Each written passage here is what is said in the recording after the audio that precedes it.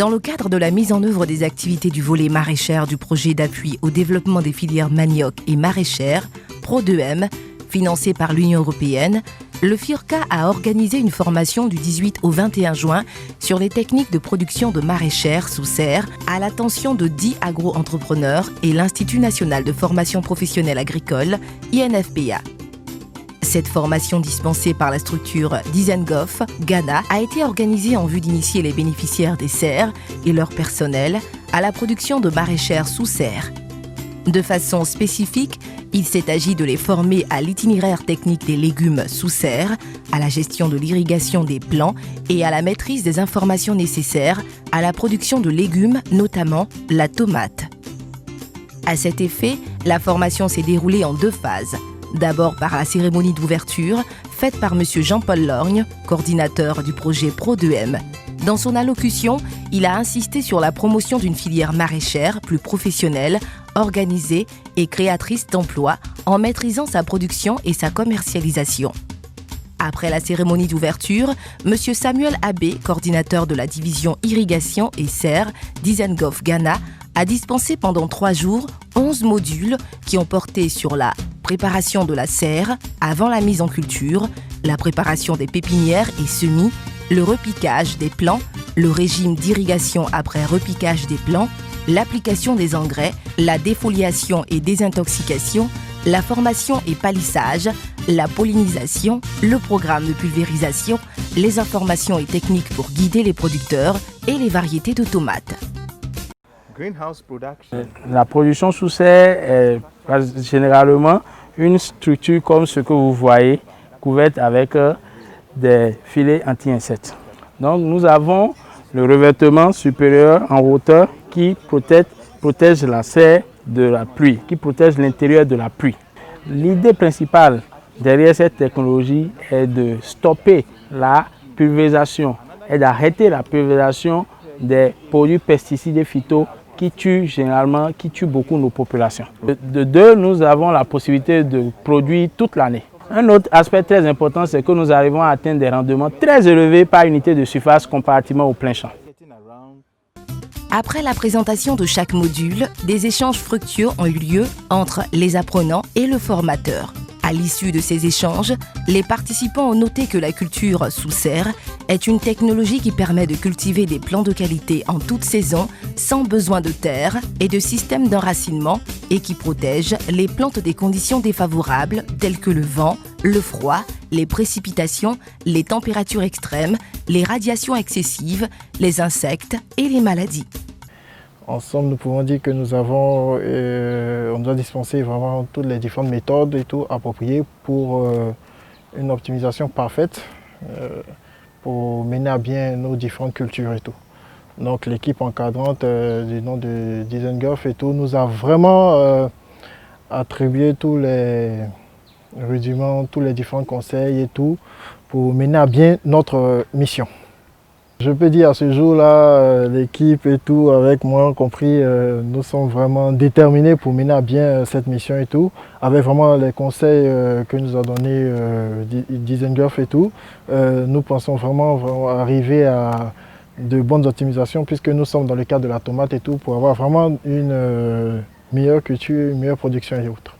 Pour servir d'exemple et tout, pour montrer à toute la nation le bienfait des différentes cultures sous serre, afin que cela puisse être galvanisé et répandu dans toute la Côte d'Ivoire. Par ailleurs, une formation pratique sous une serre s'est déroulée à l'INFPA de Bingerville.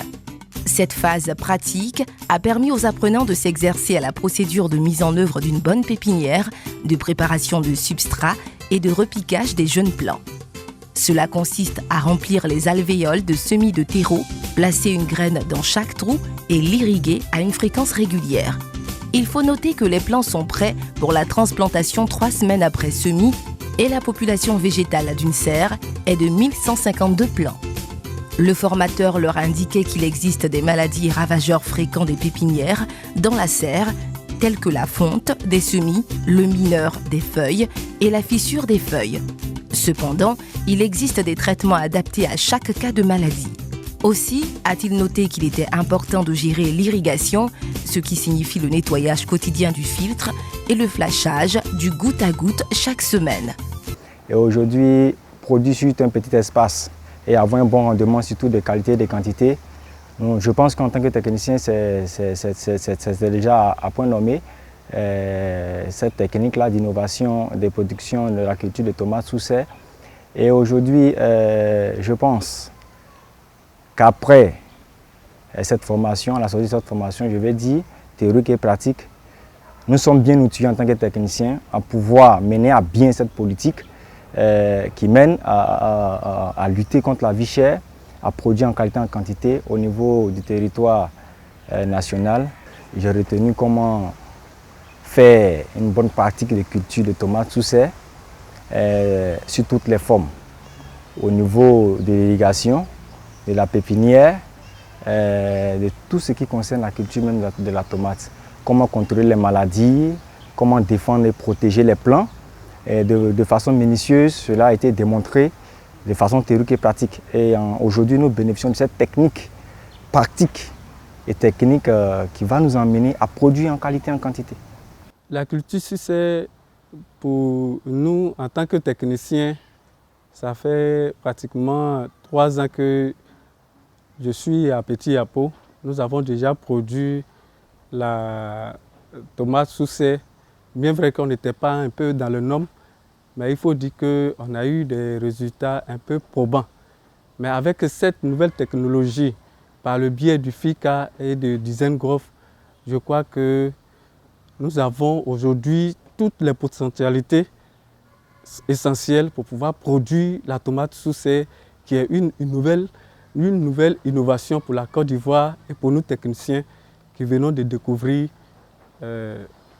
Design-Growth. C'est une opportunité que nous voulons saisir en tant que techniciens et l'occasion de vraiment interpeller tous les techniciens qui ont été bénéficiaires. Nous sommes les premiers en Côte d'Ivoire et nous voulons véritablement interpeller tout le monde à se mettre au travail, à travailler de sorte que nous puissions réussir ce projet-là et qu'à travers ce projet pilote, toute la Côte d'Ivoire puisse bénéficier des serres pour, je dirais, une production saine, pour que la population aussi puisse manger une tomate de bonne qualité. Au terme de cette formation, les participants se sont réjouis d'apprendre une nouvelle technique de production de la tomate et s'engagent à mettre en œuvre tous les conseils reçus pour la réussite de ce projet.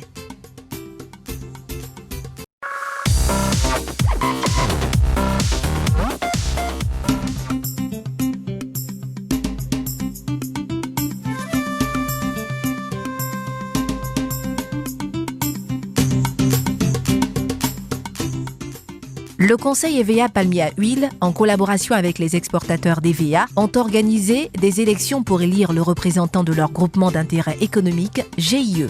Le surcroît de production observé ces dernières années a conduit le gouvernement à autoriser les exportations de fonds de tasse en 2018 pour pallier l'insuffisance des capacités de traitement des unités de transformation locales. Toutefois, cette nouvelle activité a été fortement perturbée par les difficultés rencontrées. Il s'agit du coulage du sérum dans les navires, réduisant l'attractivité de cette opération et l'atomisation des acteurs, limitant leur pouvoir de négociation, qui ont réduit les quantités échangées et favorisé la mévente des fonds de tasse.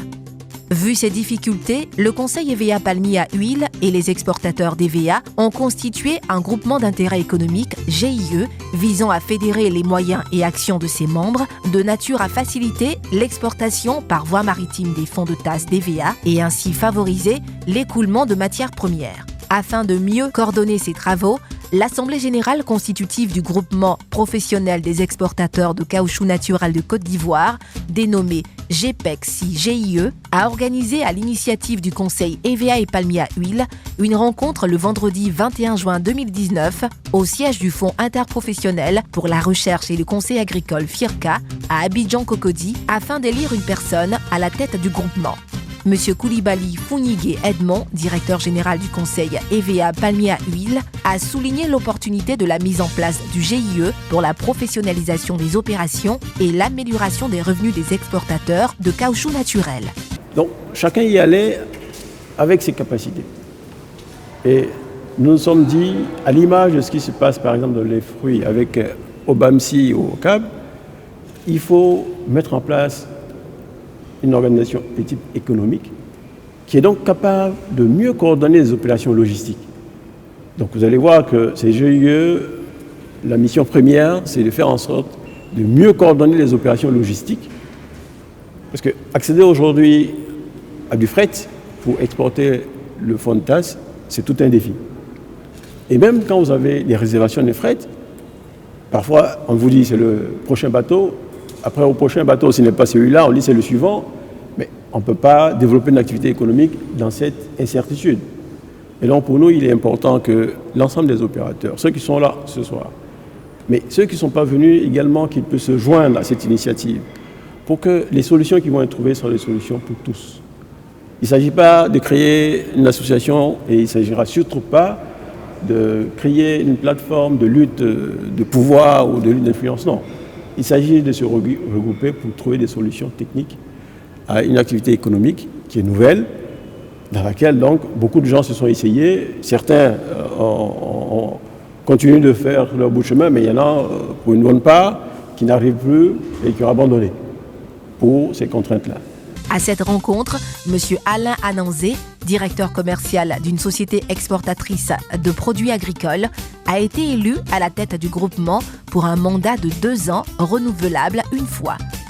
Il a remercié les membres de l'Assemblée générale et a invité tous les exportateurs de caoutchouc naturel à s'impliquer au sein du groupement pour ensemble obtenir de meilleurs résultats.